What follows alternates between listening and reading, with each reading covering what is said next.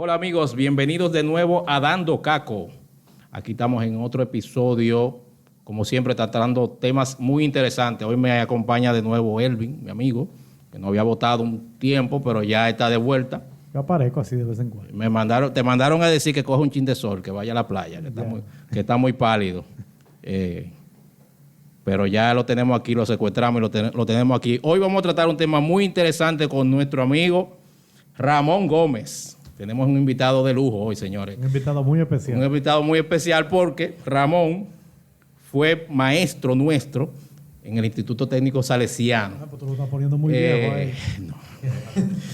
No, porque también él era nuestro maestro, pero era un muchacho prácticamente, igual que nosotros. Tienen que explicarle que... Sí, éramos casi contemporáneos, ¿eh? Porque Un año nada más nos llevábamos. Sí. Ustedes se llevaban un año, él me llevaba 2 a mí. Exacto. O sea, estaba en cuarto de bachillerato y inmediatamente se graduó, se convirtió en profesor. Exactamente, así es. ¿Para Entonces qué? lo traímos hoy para desquitarnos de la lucha que nos hizo pasar.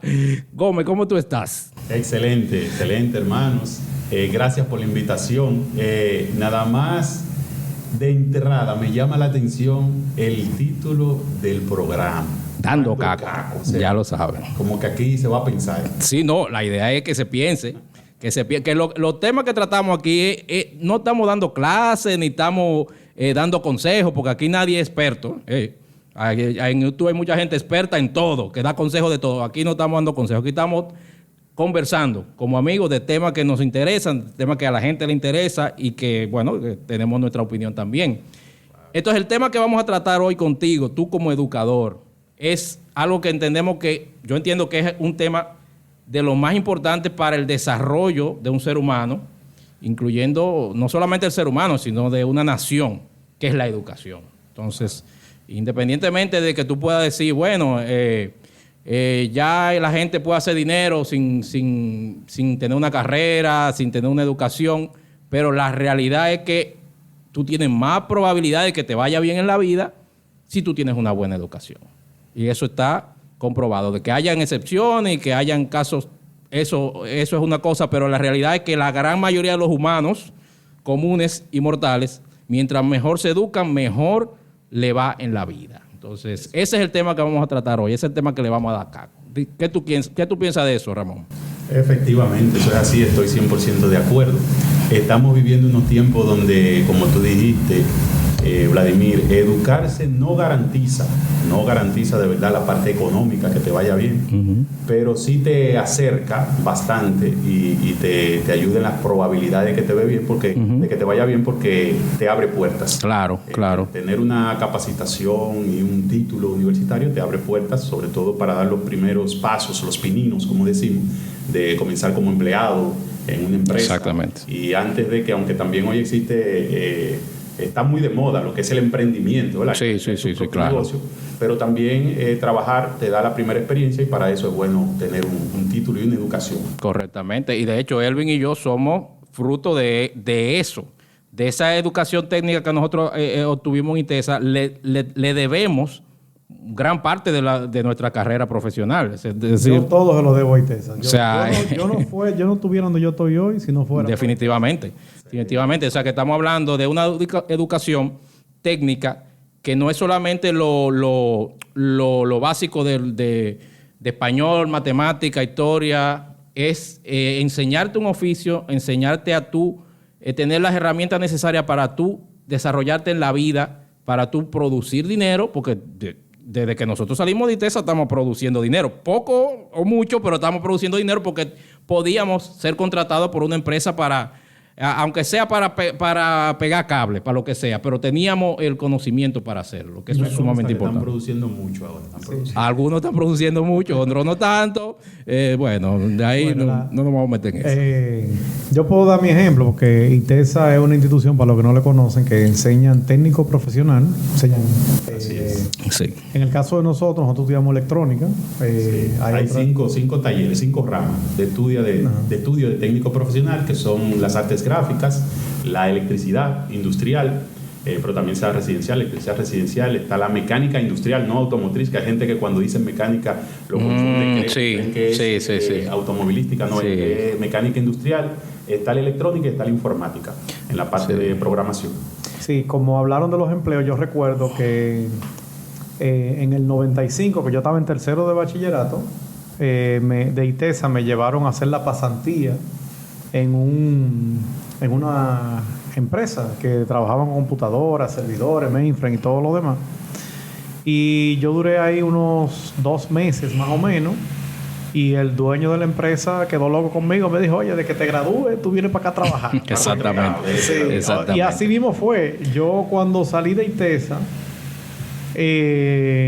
prácticamente los exámenes, yo me fui a trabajar. Yo estaba cogiendo exámenes, pero yo estaba trabajando. Tenía mi trabajo garantizado. ¿Sí? ¿Qué edad tú tenías cuando eso? Bueno, yo me gradué a los 17 años. A los 16. Tú eras menor de edad y ya tú estabas trabajando. Sí, a los 16 fue que yo hice la pasantía. Sí. Esa es la ventaja que da la educación técnico profesional. Claro. Tú haces el bachillerato a la par con una carrera técnica. Y mira, cuando yo llegué a la universidad, yo le daba clase a los profesores, déjame decirte, porque había cosas que ya en ITESA nosotros ya las sabíamos, muchísimas cosas que ya nosotros nos pasábamos, le llevamos la ventaja a muchos estudiantes que empezaban la universidad, incluso ya con una experiencia laboral, tú hacer una carrera profesional es muy diferente a tú simplemente salir del bachillerato para la universidad. Cuando ya tú tienes una carrera, ya tú estás trabajando en algo y si eso mismo lo estás estudiando, pues entonces eso se complementa, la experiencia con la teoría. Una pregunta para ti, Gómez. ¿Tú entiendes que la educación actualmente es mejor o es peor que la educación, vamos a decir que la generación nuestra, de cuando nosotros estábamos en el colegio, de cuando estábamos en el bachillerato? ¿Qué tú entiendes? ¿Que ha cambiado para bien, para mal o se mantiene? ¿Cuál es la situación? Mira, vamos a separar eso de la educación hoy es mejor o peor. Es un término muy ambiguo. Sí. O sea, es complejo verlo así. Sí. Se puede ver por partes, por áreas incluso. Podemos hablar del currículum, o sea, de cómo está organizada la educación ahora versus la anterior. Podemos hablar también de el joven, o sea, el discente o el alumno, como simplemente se le dice, cómo es el alumno de hoy versus el alumno de hace años. O el profesor también. O el profesor. Y podemos hablar también de la parte social. Claro. O sea, cómo está la ciudad, cómo están nuestros barrios, y ahí entra en la parte social la cuestión de la tecnología, el avance de la tecnología. O sea, ahora tenemos redes sociales. Sí, o sea, lo social que antes, en los años 80, 90 y más para atrás, cuando se hablaba de sociedad, hablábamos del patio, del barrio, de las calles, pero ahora la sociedad también ha emigrado a lo es global. Es global. Ha emigrado a un computador y por eso se llaman redes sociales. Tenemos el patio por decirlo así, tenemos el patio en una pantalla y tenemos el barrio y el mundo en una pantalla. Entonces todo eso de una forma u otra ha impactado en la educación, de manera que no es lo mismo como se está educando el joven ahora, como es la dinámica de la educación actual, que la dinámica de la educación hace 10 o 15 años o más. Sí, yo recuerdo que nosotros nos ponían un trabajo, una tarea y teníamos que irnos para la biblioteca a fajarnos con un viaje de libro, a encontrar la información, para sacarles copias, para llevárnoslo para la casa, hacer un resumen. Y ahora tú vas y entras a internet y le das a Google, dime, a un clic. Google, dime tal cosa. Y no hablemos de la inteligencia artificial, que vamos a tocar ese tema más adelante. Dime. Imagínate con inteligencia artificial de una vez. Bueno, óyeme. Miren, yo no sé cuánto dura el programa, pero si comenzamos a hablar de educación y de lo que está pasando hoy día, pudiéramos hacer aquí una jornada larga de este programa. Pero le voy a decir lo siguiente, miren. El caso que tenemos ahora es eso mismo que tú hablaste, Elvin, de la inteligencia artificial, el Internet. El Internet, decíamos que es una herramienta que ayudaba bastante, y yo la estoy poniendo en pasado, ayudaba y sigue ayudando, porque ahora con la llegada de la inteligencia artificial la historia es otra. Porque ahora, fíjate incluso qué ha pasado con el avance vertiginoso que ha tenido la tecnología. En mi caso particular, y conozco colegas que también están en esa tesitura, hemos tenido que volver a las viejas tradiciones. Usted me dirá, ¿cómo así? Bueno, esa tradición de saca una hojita en tu butaca, celular, quítate el celular del lado, Incluso hemos tenido que apagar router de internet, todo eso, porque... bloquearlo. Claro, bloquearlo, porque actualmente yo digo que el ejercicio del cerebro, ¿verdad? No lo estamos haciendo. La sinapsis de pensamiento, los psicólogos y los educadores me entenderán, hacer sinapsis en el cerebro no es más que hacerle el ejercicio de pensar, de crear. De dar caco. De dar caco, Exacto. exactamente. Eso es sinapsis. Entonces ya los jóvenes de hoy día están poco en eso. ¿Por qué? Porque lo tienen, como dijimos, a la distancia de un clic. Sí. Simplemente con la internet y ahora con la inteligencia artificial estamos hablando de jóvenes que tú le pones un trabajo de cualquier asignatura, puede ser de sociales, puede ser de español, de electrónica, de lo que tú quieras, y solamente con un prompt, ¿verdad? Eso que se escribe en la inteligencia artificial, el trabajo completo te lo hace. Nosotros teníamos el Rincón del Vago cuando empezó el internet, que era un copy-paste, pero ya esto es más avanzado todavía. Es un niño de Lo que está teta. pasando ahora con la inteligencia artificial es tan importante cuando apareció el internet la primera vez. Exactamente. Sí, sí. Es Yo lo comparo. una misma, es la revolución, yo creo que está más grande que cuando salió el internet. Sí, y va muy rápido. Muy rápido. O sea. Y no solo eso, sino que también el tema de las distracciones, como tú mencionabas, las redes sociales.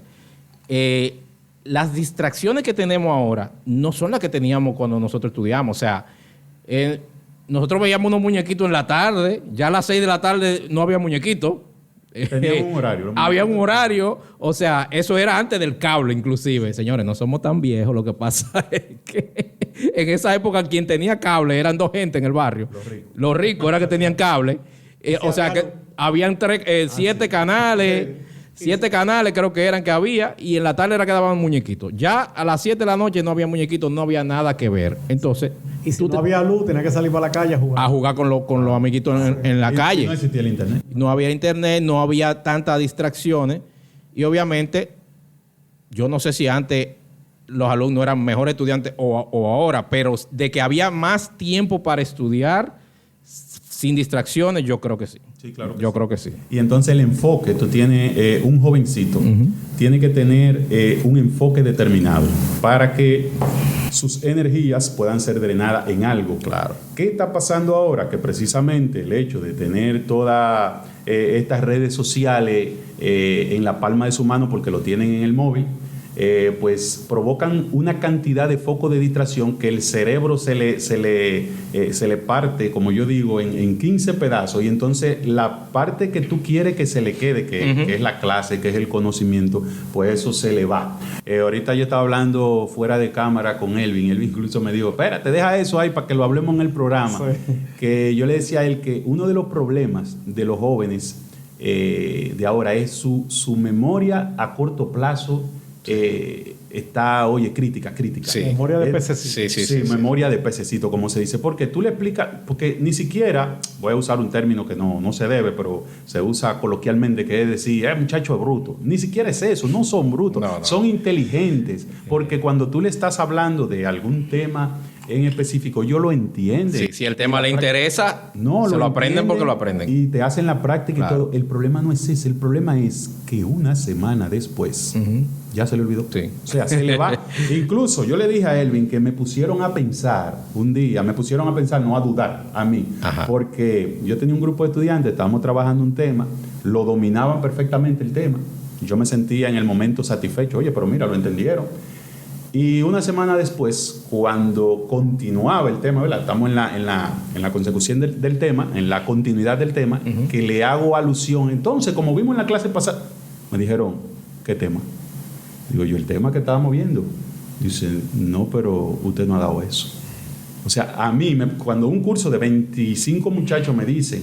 Ninguno se acordaba que lo había dado. Ninguno se acordaba. No, hubo uno que salvó el pellejo porque ya yo, el que estaba pensando que lo había dado y que yo estaba loco, era yo, me dijo, él levantó la mano allá atrás y dijo, profesor, mire, yo creo que sí, ese tema se dio y se habló de esto, de aquello y lo otro. Bueno, los otros los ahorcaron. Pero ahí porque yo dije, tú ves. No, pero mira, te lo creo. Y más, fíjate, y hablamos de eso el otro día, yo no me sé el teléfono de nadie.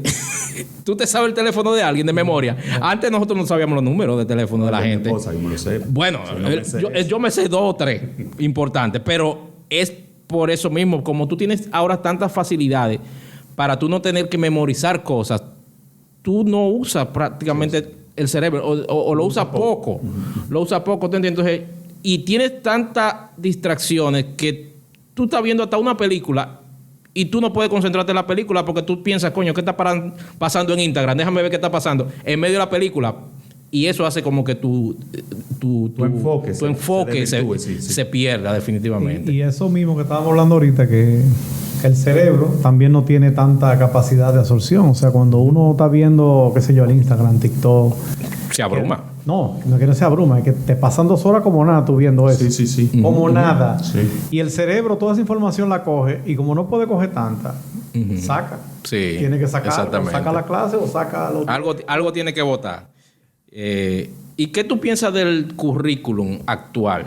¿Tú crees que se ha mejorado, se ha actualizado o todavía tenemos la misma? Porque yo estoy viendo, hablo por mis hijas, las mismas materias que nosotros dábamos hace 20 años, no hace tanto. Entonces, ¿tú no crees que ese currículum ya debería como que adaptarlo a los tiempos modernos? De hecho, se ha adaptado y para mi gusto lo han adaptado de una forma que no necesariamente la veo prudente. En algunas cosas sí. ¿A qué me refiero? Para que se me entienda. Mira, conforme han avanzado los tiempos, el currículum se ha adaptado y está utilizando herramientas más modernas, pero que no permiten precisamente eso que estamos criticando, que el joven genere cosas, o sea, genere ideas, genere su propio conclusiones, desarrollo, creatividad. Exactamente. ¿Por qué? Porque la creatividad es muy importante en la etapa demasiado. Cuando tú estás creciendo, porque ya después que tú eres un viejo, ya tú no te vuelves a crecer. Precisamente en esa etapa es que tú tienes que fundamentar más la creatividad. Exactamente, de incentivar la creatividad en los estudiantes. Pues sí, entonces el currículum toca más tópicos hoy que antes, pero lo toca con menos profundidad. O sea, más volumen y menos sustancia, vamos a decir. Exactamente. Ahora bien, como digo una cosa, digo la otra. ¿Qué está pasando también en las aulas? Se está reflejando lo que es la familia. ¿Y por qué digo esto? Porque tú te topas con jóvenes de la misma edad, misma situación, que deberían de tener muchos elementos comunes, pero hay jóvenes que sobre el enfoque, sobre la atención, el nivel cognitivo están mucho más avanzados que otros. Y cuando tú indagas, lo que pasa es que tienen una familia detrás, unos padres que le ayudan, unos padres que le orientan, unos padres que le controlan el uso del teléfono, que le controlan el uso de los videojuegos, y entonces ese joven sí le saca provecho al currículum, a las clases y todo, de manera que la familia es fundamental. No, definitivamente. O sea, el entorno familiar te favorece o desfavorece a tu desarrollo educativo. Hay padres que son muy radicales con los estudios, otros que son muy dejados. Si estudió bien, si no, no importa. Pero lo importante es que el niño se sienta apoyado en lo que a él le conviene en la vida, que es tener una buena educación. Por ejemplo, el hábito de la lectura. Ahora mismo yo creo que se está perdiendo un poco. O sea, y si hay algo que yo aprendí de niño, que siempre vi a mi papá leyendo siempre, es que mientras más tú lees, tu mente se abre. O sea, tú entiendes más cosas. Cada vez que yo veo a una gente en los medios diciendo, no, porque en este es el único país que pasa tal cosa, yo solamente digo, esa persona no ha leído suficiente. Porque nosotros no somos el centro del universo, señores. Vamos a estar claros. En muchos países pasan cosas iguales que aquí y peores. Lo que pasa es que si tú solamente te centras en ver lo que está a tu alrededor, pues tú nunca tienes otro punto de comparación. Entonces, cuando tú lees, incluso ni siquiera leer, ver documentales, infórmate, no solamente vea TikTok, que aunque en TikTok hay cosas educativas también ahora mismo. Hay que usar el TikTok para educar, si es necesario, porque, ¿verdad? Si todos los jóvenes están en TikTok. En China lo usan para educar. Pero vamos a usarlo, perfecto, ¿verdad? Pues si podemos usarlo para entretenerlo, vamos a usarlo para educar también, porque es una herramienta, tú la puedes usar para bien o para mal. Entonces, el punto es que yo entiendo que se debe, como tú dices, el currículum se debe adaptar a estos tiempos y darle, incluir cosas que le ayuden a desarrollar la creatividad a los niños. O sea, Que no sea solamente memorizar cosas, hacer problemas que tú nunca en tu vida vas a utilizar, porque tú has usado la trigonometría para algo. Yo no lo he usado. Sí, pero no se ha usado, pero te desarrolla. Claro, te desarrolla, pero en la realidad, a mí me dieron 3 cálculos en la universidad y yo no he usado nunca en mi vida eso. Entonces, son cosas que tienen su función y lo entiendo, pero creo que hay que revisar. Creo que hay que revisar eso. Sí, lo que pasa ahí, eso me lo han preguntado mucho. ¿Por qué quedan tantas materias y tanto contenido que no se usa? Yo lo veo del siguiente punto de vista, y no que yo lo vea así, sino que es así, porque lo he leído también y lo he estudiado. Miren qué pasa, cuando se está formando un profesional, se forma o se debe de formar con una visión general. Eso es lo que se llama el conocimiento y el contenido holístico. Exacto. Esa palabra significa general, todo, ¿verdad? Abarca todo. Que abarca todo. Ahora bien, dependiendo el área en la que tú te desempeñes al momento ya de concluir y de elaborar, pues entonces tú vas a usar una u otra herramienta. De repente, un ingeniero civil estructural, que es el que te va a trabajar, por ejemplo, en el diseño de un puente, sea un puente peatonal o sea un puente vehicular, ese tiene que usar cálculo. Hay que usar cálculo ahí, pero si de repente usted no va a ejercer la ingeniería como tal, como un ingeniero estructural de diseño, usted no va a usar eso, pero a usted se le dio en el marco general, marco teórico de todas las asignaturas, se le da todo ese contenido, pero ya depende el enfoque a que tú te dediques. Exactamente, tú te vas a ir por una cosa o por la otra, tú tienes un fundamento y ahí vamos a decir que te especializas en algo. Y que no necesariamente tienes que acordarte, pero cuando te encuentras con un problema, tú dices, eso se resuelve con trigonometría. Vengo ahora, déjame investigar. Yo no me acuerdo cómo es, pero yo sé que eso es trigonometría. Déjame buscar a Baldor. Baldor, ¿verdad? No, ay, Dios mío. De álgebra. Ay, el Baldor, señor, el Baldor. Ay, qué tiempo saqué. El Baldor. El Baldor. Que no era el que estaba en la portada, no era Baldor. Todo el mundo pensaba que el de la portada era Baldor. Era un árabe. Era un árabe que salía en la portada y no era Baldor. Aurelio Baldor era un profesor matemático cubano. Cubano, exactamente. Sí, lo que pasa es que él usó las imágenes de Egipto y de la vieja Arabia porque ahí nació la exactamente, matemática. Ahí fue que se desarrolló la matemática, la aritmética. ¿Qué tú entiendes sobre lo que es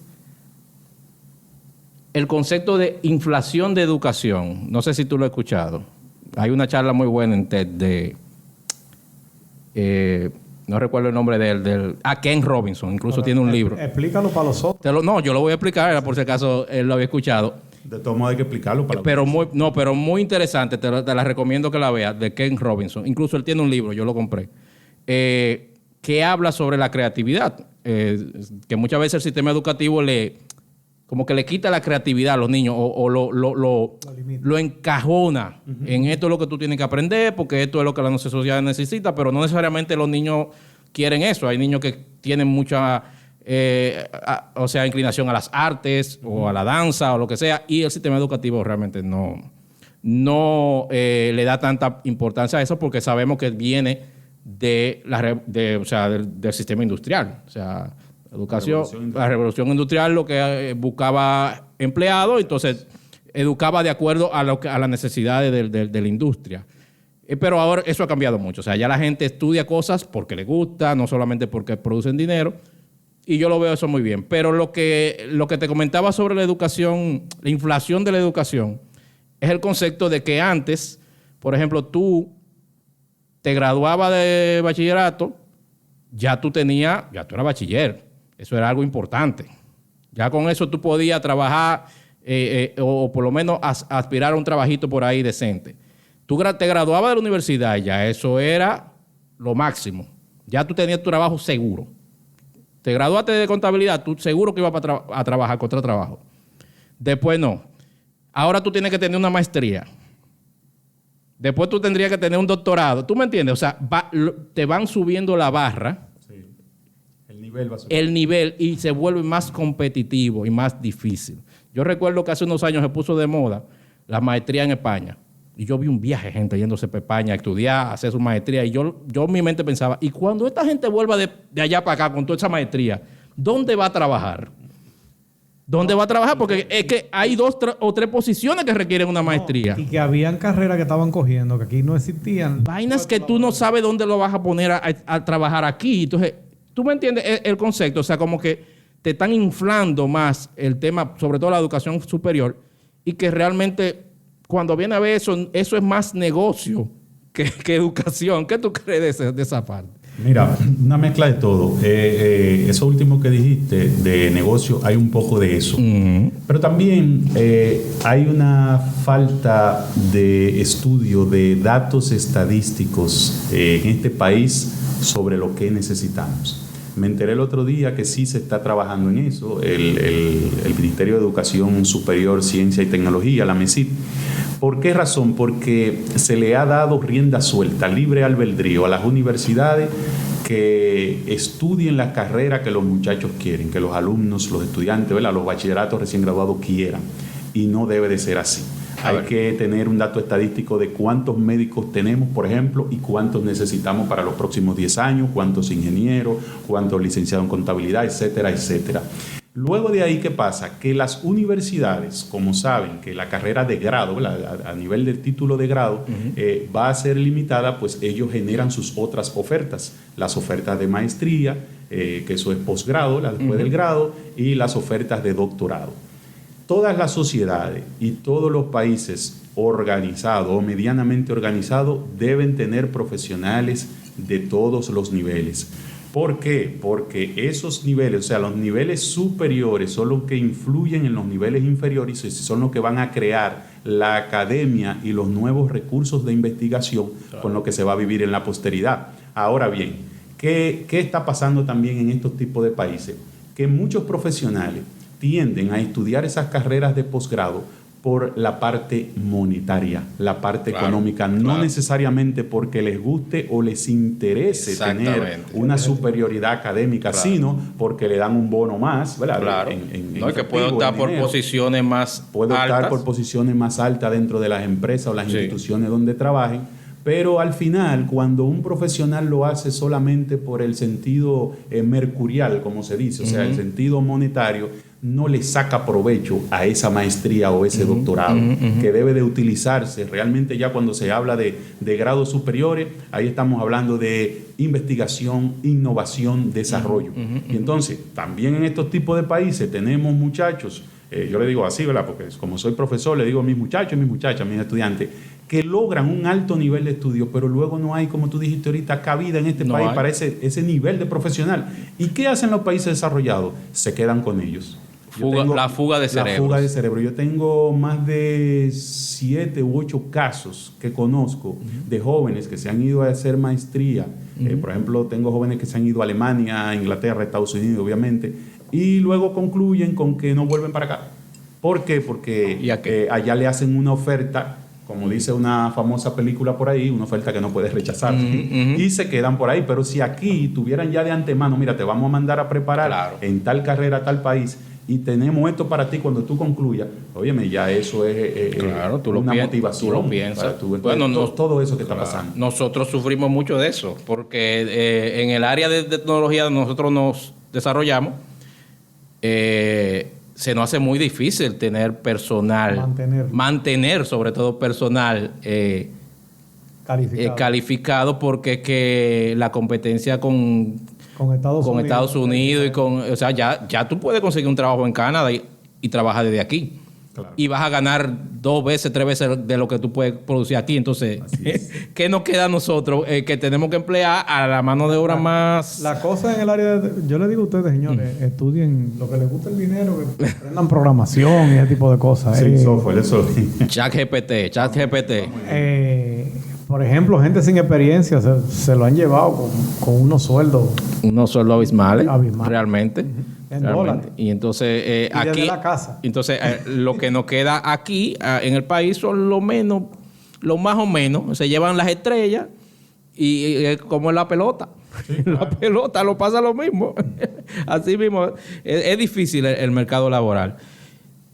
¿Tú entiendes que la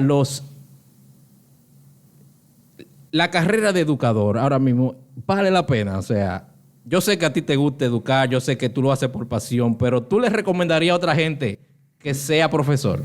Mira, la carrera de educación también ha evolucionado con el tiempo. Hoy por hoy, 2023, la carrera de educación se está pagando bien en este país, pero eso ha suscitado otra cosa. Así. Eso ha suscitado el hecho de que yo lo he bautizado como enganchado a profesor o profesora.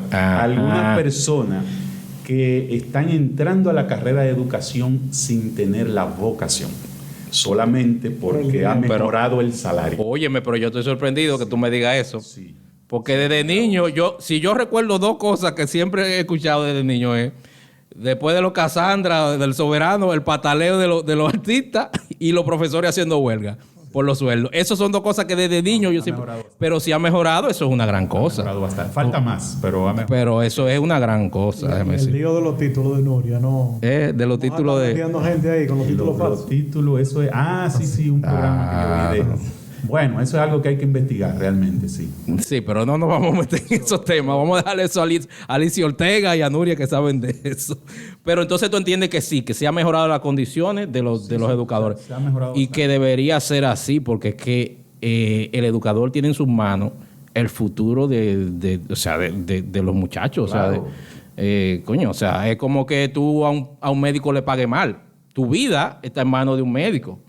Y asimismo, el futuro de tus hijos está en manos de un educador, que es la persona que lo va a guiar, que lo va a corregir cuando tenga que corregirlo. Es que es lo mismo, la fuga de cerebro que hablamos ahorita. O sea, si tú pagas mal a los profesores, se te van a ir a trabajar. Se te van a ir a trabajar a otro sitio. Entonces, ¿quién le va a enseñar a tus hijos? Las aulas no va a tener gente calificada. Exactamente. Eso pasa. Exactamente. Entonces, profesores mediocres que no es lo que nosotros queremos. Entonces... Tú eres educador por vocación, definitivamente. Sí, a mí me apasiona. ¿Tú crees que alguien debería estudiar algo por pasión o porque es lo que se requiere? Porque también me llamó la atención lo que mencionaba de la planificación, que es una planificación a futuro de qué es lo que se necesita. Algo muy socialista, por cierto, pero de lo que se necesita en la sociedad son estas carreras, vamos a decir, y bueno, vamos a incentivar estas carreras para que los muchachos puedan cubrir esa necesidad que tiene la sociedad. Pero si a mí lo que me gusta es, qué sé yo, las artes marciales o qué sé yo, el arte, la pintura,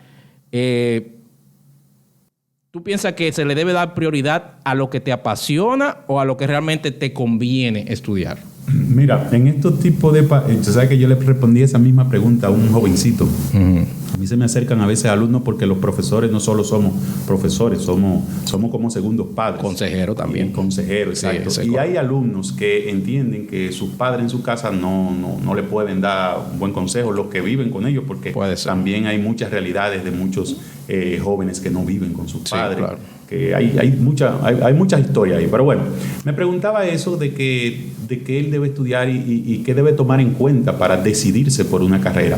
Y yo le respondí, que es la misma respuesta que voy a dar ahora, que debe de ser una combinación de ambas cosas. ¿A qué me refiero? Es una combinación de lo que a ti te guste, o sea, de lo que tú tengas pasión, vocación, y de lo que funcione en este país. Incluso ya yo estoy haciendo una pregunta, y esa pregunta cualquiera me pudiera decir, pero tú no deberías hacer esa pregunta, porque esa pregunta no demuestra nacionalismo, esa pregunta es capciosa para un joven que quizá esté desorientado, pero hay que hacerla, y es la siguiente.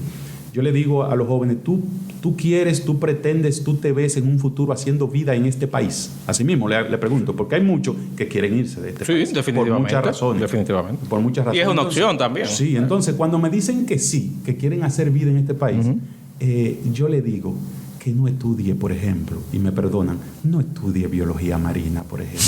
Porque eso es algo. Yo conozco un biólogo marino, cuidado. Yo conozco, le va bien. Yo no sé. Pero conozco uno solo lo conozco. No sé si le va bien. Esa carrera es una carrera fabulosa, igual que muchas otras, pero lamentablemente el nicho, ¿no? de aplicación, el radio de acción en este país es demasiado muy pequeño. Claro. ¿No me entiendes? Entonces no va a tener mucho éxito. Y no solamente pequeño, que necesitamos, porque Sí, también es otro. Entonces, Pero no le pagan lo que tienen que pagar. no le pagan lo que tienen que pagar. Sí. Porque el problema es ahí, ¿no? O sea, se necesitan los biólogos marinos. Sí, claro. Pero aquí en la realidad nuestra, pues no La le realidad da nuestra- importancia. Pero es que todo al final se traduce en oferta y demanda. Oferta y demanda. O sea, lo que más se demanda, mejor se paga. Lo que menos se demanda, menos se paga.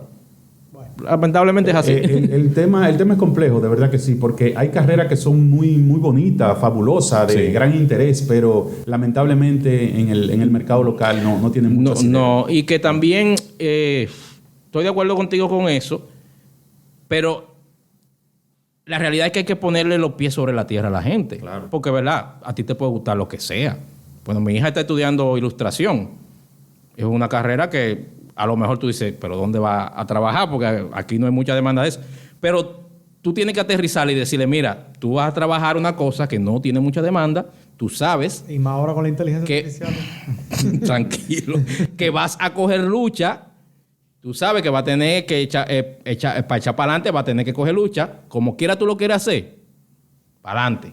¿Tú entiendes? Porque tú tampoco le puedes tronchar el deseo de desarrollar algo que a ti te guste, que te apasione. No, pero hay que ponerlo en Pero, contexto. exacto, ponerlo en contexto. Mira, pero en este podría país, pasar, ajá. si tú quieres desarrollarte, tú tienes que pasar trabajo o irte para otro país. O sea, busca la forma, pero, o sea, no pintarle ilusiones. Exacto. Poner las cosas claras, como son. Así es. Eso es lo como que a ti te dijeran, lo que sea que tú estudies, a ti te va a ir bien. No, señor. No necesariamente. No necesariamente. No necesariamente. Y tampoco es verdad que todo el mundo puede ser emprendedor, señores. Déjense de eso. Déjense de eso. No todo el mundo tiene las cualidades para ser emprendedor. No es lo mismo tú ser bueno en una cosa que tú emprender. Mira, No, ahora para que tú emprender hay tocaste que ese ser- tema, permíteme Sí. decir algo al Sí. respecto. Mira, hay de hecho un módulo, una asignatura, que también los nombres han cambiado. Ahora se Ajá. le dice módulo a lo que antes uno le decía la materia de social, ahora es el módulo de social. Entonces, existe una asignatura que se está dando ahora en los politécnicos, ahí donde trabajo, por ejemplo, y en todos los politécnicos, que se llama emprendimiento. Ya. Yo creo que exactamente se llama cultura emprendedora. Ese es como el nombre que tiene la asignatura, el módulo. Y yo le decía a un grupo de jóvenes, no la imparto yo, por cierto, pero se me acercan y me preguntan. Yo le decía porque hay muchos que se emocionan y dicen que cuando salgan, ¿no?, del bachillerato, pues ellos no van a ser empleados de nadie y ellos van a emprender. Ay, hombre. Entonces yo le digo, mira, no te quiero matar las ilusiones, pero si tú podrías postergar el emprendimiento para después, primero hazte un par de años Exacto. de ejercicio profesional y de experiencia laboral en Sí. una empresa, y ahí tú aprendes, ¿verdad?, de cómo se maneja un negocio y todo eso, y después da el paso a tu emprendimiento. Yo le digo así porque también se está pintando, porque también depende del profesor, ¿no?, que toque en ese módulo. Muchas veces te lo pinta muy bonito. No es tan bonito, sobre todo el camino No, de emprender. para No nada. es tan bonito. Pero Para yo nada. por ejemplo, cuando salí, yo trabajé primero y después emprendí. No, y yo también. Exacto. Yo después de No, y esa muchos experiencia años. te ayudó. Claro, y si puedes hacerlo paralelo, mucho mejor también. Y algo Exacto. importante, porque tú, cuando sales de un colegio, una universidad, tú estás desbaratado. Y para emprender hay que tener algo. Hay que tener Hay que algo tener una para tú zapata. Una aguantar base. unos Claro, meses cogiendo lucha y exactamente. jalando aire hasta que comience a entrar Claro, dinero. y que no. Y Esas que, son parte de la realidad. no, que y que no decimos. solamente es por el dinero, es también por la experiencia. La experiencia. Y de Las tú dos conocer, y de tú conocer cómo funciona un negocio. ¿Cómo yo voy a poner un negocio si yo nunca he visto por dentro un negocio cómo funciona? ¿Tú entiendes? O sea, eso te da otra visión. Ahora, después que tú tienes esa visión, tú dices, ok, yo puedo hacer esto, yo puedo crear mi propia empresa, puedo hacer, pero ya tú lo ves desde adentro. cómo Sí, pero hay que sucede. saber muchas cosas. Tiene que saber de administración. De tiene todo que un poco. saber- Contabilidad. tiene que Por eso te digo, Manejo de que tú personal. seas bueno haciendo algo, que tú seas Porque bueno cocinando, no quiere decir que tú puedas tener un restaurante. Hay mucha No, gente, no. exacto, hay mucha gente que son muy buenos Claro. muy buenos profesionales, de que emprenden, tú dices, se va fulano con un verdugo en la empresa, de que emprenden de baratado. No, es que no es lo Sí, mismo. suele pasar. Suele pasar. Porque es una serie de cualidades que tiene que tener. Sí. Y la mayor de las cualidades, ¿tú sabes cuáles son? El carácter y sobre todo la resiliencia. Porque Definitivamente. ustedes dos lo saben como emprendedor, que en el camino se cae uno muchas veces. Óyeme, me lo Y si dice. tú- y si tú te quedas echado, como Sí, decimos, a la sí, primera sí, caída, tú no vas a levantar cabeza. Yo uso un término siempre, que uno siempre está nadando contra la corriente.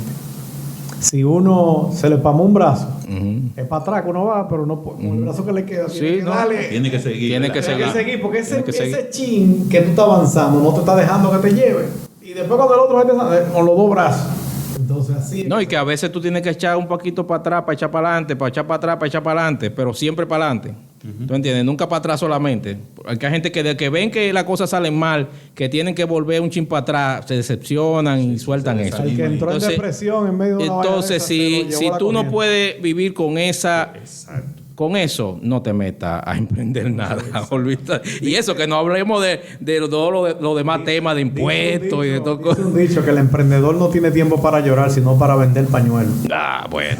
Exactamente. Muy bien, muy bien. Tiene que aprovechar las oportunidades. Está buena esa. Claro, exacto. Para vender. Vamos a hacer una pausa para recordarle a nuestros amigos que se suscriban, que nos den like, para que podamos seguir produciendo contenido de calidad. Apóyennos, por favor. También el profesor tiene su canal de YouTube. Sí. Y es un duro. Tiene su canal. Vamos a dejar los links del canal de YouTube. ¿De qué se trata el canal tuyo Yo de tengo electrónica? Dos canales, Sí. pero el que está más arriba es el de electrónica funcional. Ajá, Sí. ya tú sabes. Y dicho sea de paso, voy a decir, y apoyen este canal también, que tener un canal de YouTube y tener estos espacios te ayuda, es también una forma de emprender y te ayuda también a ser cosmopolita. Es decir, no solo este país, porque de mi canal, yo me sorprendí cuando vi que de República Dominicana de mis seguidores solo es un 3%. Oye. El 97% es internacional. Exactamente. No, y que esto te abre un mundo. O sea, Sí, ya el tú no estás limitado a tu una público región, de una al mundo región. completo, al mundo. Sobre todo cuando tú tocas temas que son globales, que no son específicos de un país. Ya estamos casi cerrando, pero yo quisiera que tú me des tu opinión sobre un tema controversial. ¿Cómo tú crees que afecta o qué relación tú crees que tiene la educación con la música? Y yo sé, ya tú sabes por dónde yo voy. Gómez también es cantante. Gómez, el maestro es duro cantando. He emprendido de todo. De todo. No, Gómez versátil. Me refiero a que se habla mucho de que, bueno, en este país la música, el dembow está pegada porque la gente no tiene educación. ¿Es así o es al revés? O la gente no tiene educación, que no tiene educación, oye música, vamos a decir que de ese nivel, o al revés. O sea, ¿qué relación tú le ves a las artes? No vamos a decir la música solamente, porque ahí tú puedes hablar de muchísimos otros fenómenos culturales que están relacionados con la educación. O sea, ¿tú crees que en un país muy educado ese estilo de música no tiene cabida o no tiene público? ¿Cómo tú lo ves ese tema? Mírame, yo no me esperaba esta pregunta. Te sorprendí. Me sorprendiste ahí. Mira, yo digo que va relacionado con la cultura de los pueblos, el avance que va teniendo los tiempos y también la influencia de culturas foráneas, o sea, extranjeras que tienen en este pueblo. Por ejemplo, yo entiendo que a la raíz cultural de este pueblo, que es el merengue, la bachata, la música tradicional, no se le ha impulsado lo suficiente. Por lo tanto, dejaste un nicho desocupado de la música y vienen a ocuparlo estos jóvenes, que también es una forma de emprender para ellos, que producen, ¿cómo se llama? El dembow, esta música llamada dembow, que de verdad que sí, que tiene buen ritmo, es contagiosa, es pegajosa, Claro. pero de verdad que las letras no ayudan. No ayudan. Entonces, cuando esas letras caen en personas de carácter flojo, en cerebros poco amueblados, entonces crean un daño. Porque yo te voy a decir algo. Hay muchas personas que escuchan, hasta personas de élite, escuchan de vez en cuando esa música y la ponen, ¿Y le gusta? y la ponen en sus fiestas. ¿Para bailar? Pero esa música no altera su forma de pensar ni su status quo. ¿Por qué? Porque la persona ya tiene una Ya está educación desarrollada, previa. exactamente. Tiene Pero su fundamento. Exacto. Pero ¿qué pasa cuando esa música cae en estos barrios donde hay muchachos que ni siquiera se alimentan bien, que no tienen educación, que está hablando que de no otra tienen apoyo de familia? Exacto. Al contrario, la música vendría siendo ahí un aliciente para ellos, para para inducir a hacer, o sea, lo induce a hacer lo mismo que dice la canción. No, exactamente. Que atraca, que bebe, que búscate 4 tipas, que, o sea, en ese sentido pienso que... Porque tú puedes verlo muy inocentemente. No, eso es música para bailar, eso no es música para escuchar, pero realmente hay mensajes que te llegan a través de la música. Y si, como tú dices, un cerebro poco amueblado o en desarrollo, porque los jóvenes, su cerebro no está desarrollado. Sí, pero hay que dejar algo claro. O sea, la música tiene, como dijo Gómez, tiene buen ritmo, es una música pegajosa. Estamos hablando específicamente de ciertas músicas de esas que tienen ciertas letras que afecta... Que son la mayoría. Que afecta específicamente a la gente que no tiene el cerebro bien amueblado, porque hay jóvenes que tienen el cerebro bien amueblado. Claro, bueno, sí, claro. Claro. Para no encasillar a la No, gente. claro. Es que no, o sea, no estamos diciendo todo el que oye dembow es un ñame o es una persona bruta. No estamos diciendo eso. No, hay parte de dembow que a mí me gusta. Lo que, bueno, ya tú sabes. Es para separar, o sea, si hay un impacto en la educación a través de la música, a través de ese tipo de música. Porque es cultural, o sea, exacto. La cultura es algo que arropa a los pueblos, a las sociedades, y la cultura son muchos elementos. Y la música es uno de ellos. Está la música, están las costumbres, están incluso hasta los paradigmas de los abuelos. Todo eso influye en una cultura. Entonces la música, obviamente, y más en estos tiempos donde las redes sociales también impulsan el hecho de que, porque antes teníamos ciertos controles, la sociedad tenía ciertos controles a través de los medios, es decir, la radio y la televisión. Entonces tú podías ir donde el director de la radio te dice, espérese, no me ponga eso, ¿no? Pero ahora no hay forma, porque si te colocan una canción X en YouTube, en Spotify, tú no tienes, eso nadie lo controla. Nadie lo controla. Nadie lo controla. Entonces hoy más que nunca se necesita que por lo menos los que la producen la música piensen en que los jóvenes la van a escuchar. Claro. Y yo, o sea, yo pienso que siempre, en toda la época, ha habido música, vamos a decir, irreverente. Vamos a llamarla así. Música que habla claro y pelado y que dice barbaridades en toda la época. La diferencia es que antes esa música la escuchaban en un cabaret o en un sitio escondido, 2 o 3 gente. Ahora tú la oyes en la calle de toda parte y de toda hora. Porque no hay control. Esa es la diferencia. Entonces, aunque tú no quieras oírla, o aunque tú no quieras que tus hijos la escuchen, la van a oír. A veces tú no inevitable. A veces tú no la pones en la casa, pero el vecino la pone. Y cuando viene a verla, está tarareando tú, sin darte porque es pegajosa. Está hecha para eso, para que sea pegajosa. No, pero excelente. Gómez, finalmente, ya que tenemos que ya ir cerrando. El futuro de la educación, ¿cómo tú lo ves? Con toda esta nueva tecnología, ChatGPT, ¿cómo tú ves la educación de aquí a 20 años? ¿Qué tú ves? Mira, yo lo voy a enfocar más en la familia, número 1, y en los maestros.